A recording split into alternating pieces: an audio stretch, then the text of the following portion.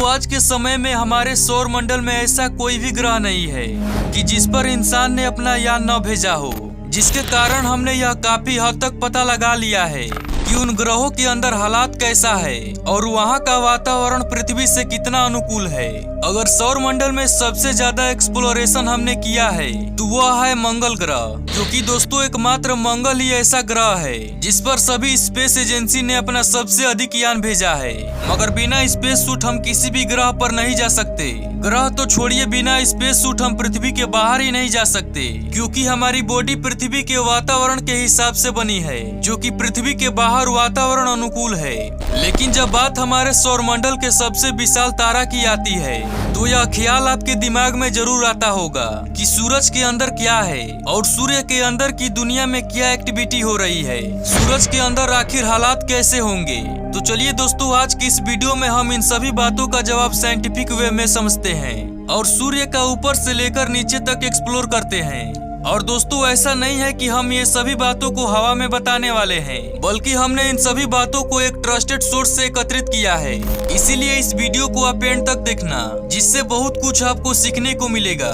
लेकिन वीडियो शुरू करने से पहले आपसे छोटी सी रिक्वेस्ट है, वीडियो को एक लाइक और चैनल को सब्सक्राइब जरूर से कीजिएगा। दोस्तों हमारे सौर मंडल के सेंटर पर मौजूद विशालकाय तारा यानी कि सन सोलर सिस्टम दिल की तरह काम करता है, क्योंकि जिस तरह हमारे शरीर में मौजूद हृदय पूरे शरीर को ब्लड प्रोवाइड कराता है, ठीक उसी तरह सूर्य भी पूरे सौर मंडल को हीट और लाइट प्रदान करता है। और इसकी ग्रेविटी सौर मंडल के सबसे छोटे ग्रह से लेकर सबसे बड़े ग्रह तक को होल्ड करके रखती है। और दोस्तों आपको जानकर हैरानी होगी कि एक सन के अंदर लगभग 13 लाख पृथ्वी समा सकती है, जिससे आप सूर्य के आकार का अंदाजा लगा ही सकते हैं। बाकी पूरे सोलर सिस्टम की तरह सन भी आज से लगभग 4.5 बिलियन साल पहले डस्ट और धुएं का एक गेंट रोटेटिंग क्लाउड था। दोस्तों ये क्लाउड्स कोलैप्स होते रहते हैं, जहां पर इसका ज्यादातर मटेरियल ग्रेविटी के कारण सेंटर पर अट्रैक्ट होते हैं और सन का फॉर्मेशन होता है, जो कि पूरे हमारे सोलर सिस्टम का 99.8% मास अकेले ही कवर करता है। और इस संपूर्ण प्रक्रिया को न्यूक्लियर फ्यूजन के नाम से जाना जाता है,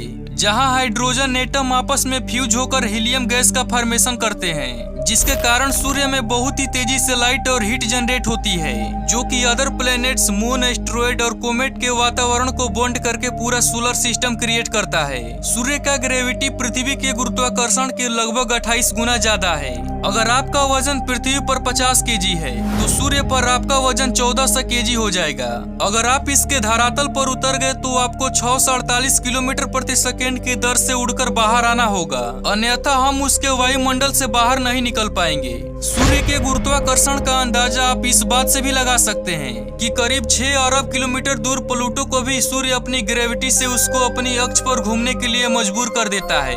दोस्तों आप और हम बहुत ही अच्छी तरह से जानते हैं कि सन सौर मंडल का सबसे क्लोज स्टार है, यानी कि दोस्तों सबसे नजदीकी तारा, जिसके कारण साइंटिस्ट अपनी नजर लगाए बैठे हैं और इसके ऊपर तरह तरह की रिसर्च कर रहे हैं। लेकिन इतने सारे रिसर्च के बाद भी सन के बारे में कुछ ऐसी बातें हैं जिसको वैज्ञानिक समझ नहीं पाए हैं। और यहाँ पर सबसे बड़ा सवाल तो यही है कि आखिर इतना बड़ा जाइंट स्टार काम कैसे करता है और इसके साथ ही इसके डीप इनसाइड क्या है। दोस्तों ये कहना तो आसान है कि आखिर सूर्य के अंदर क्या है, लेकिन यकीन मानिए ये पता करना इम्पॉसिबल है कि आखिर सूरज के अंदर क्या है और उसके अंदर क्या क्या प्रक्रियाएं होती हैं, क्योंकि अभी तक कोई टेक्नोलॉजी डेवलप नहीं हुआ है जो ये पता लगा सके।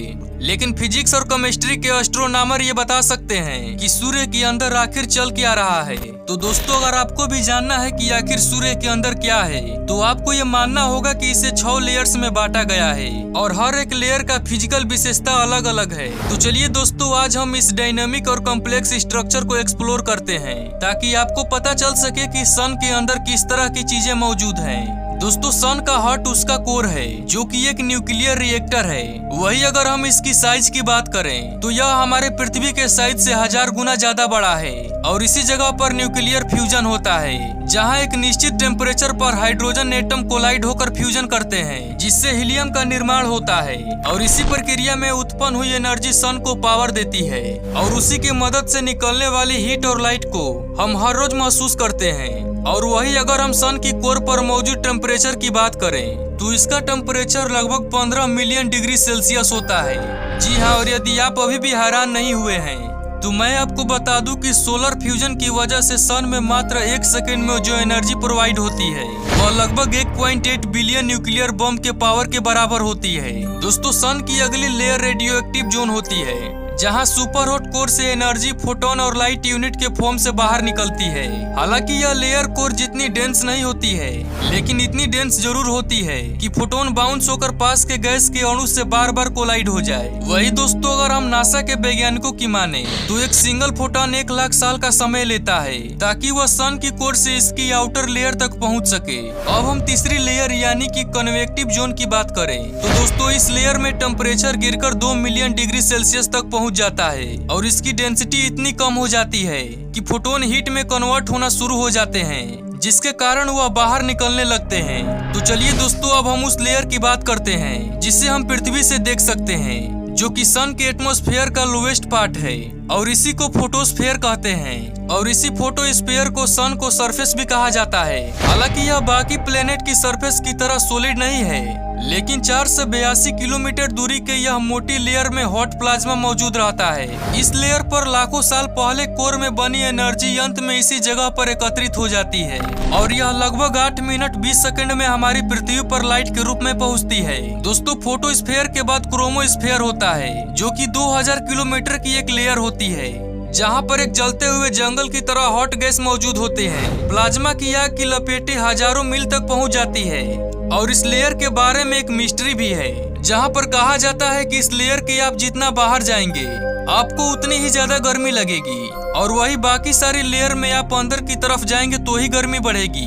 वही दोस्तों, अगर हम सन की एकदम बाहरी लेयर की बात करें तो वह कोरोना होती है। और हाँ, यहाँ पर आप कोरोना वायरस मत समझ लेना, क्योंकि ये कोरोना अलग है, जो कि सोलर एटमॉस्फेयर का एक पार्ट होता है। यह काफी दूर तक बढ़ सकता है और यह लेयर हमें तभी दिखाई देता है जब सूर्य ग्रहण लगा रहता है। दोस्तों, कोरोना लेयर का भी टेम्परेचर बहुत ही ज्यादा हाई होता है। सबसे बाहरी लेयर होते हुए भी इतना हाई टेम्परेचर क्यों होता है, ये अभी भी एक मिस्ट्री बना हुआ है। इसका एक कारण हो सकता है क्योंकि सन का सबसे ज्यादा मैग्नेटिक फील्ड इसी लेयर पर लगता है। सूरज के कोरोना लेयर के बारे में जानकारी पाने के लिए नासा ने एक अपना यान भेजा है, जो कि लगातार सूर्य की तरफ बढ़ रहा है और पार्कर सोलर मिशन सन के जितना नजदीक गया है उतना आज तक कोई भी यान नहीं जा पाया है। इसके साथ ही इंडियन स्पेस एजेंसी इसरो का अंतरिक्ष यान आदित्य L1 भी इसके बारे में जानने के लिए तैयारी में है। दोस्तों, अगर हम हमारे मिल्की वे गैलेक्सी में सन का कंपेयर करें तो यह बहुत ही छोटा है। दोस्तों, उम्मीद करते हैं आपको सन के बारे में जानकर बहुत ही मजा आया होगा। अगर हाँ तो कमेंट में अपनी राय जरूर बताइएगा। मिलते हैं ऐसे ही कुछ इंटरेस्टिंग टॉपिक के साथ, तब तक के लिए जय हिंद, जय भारत।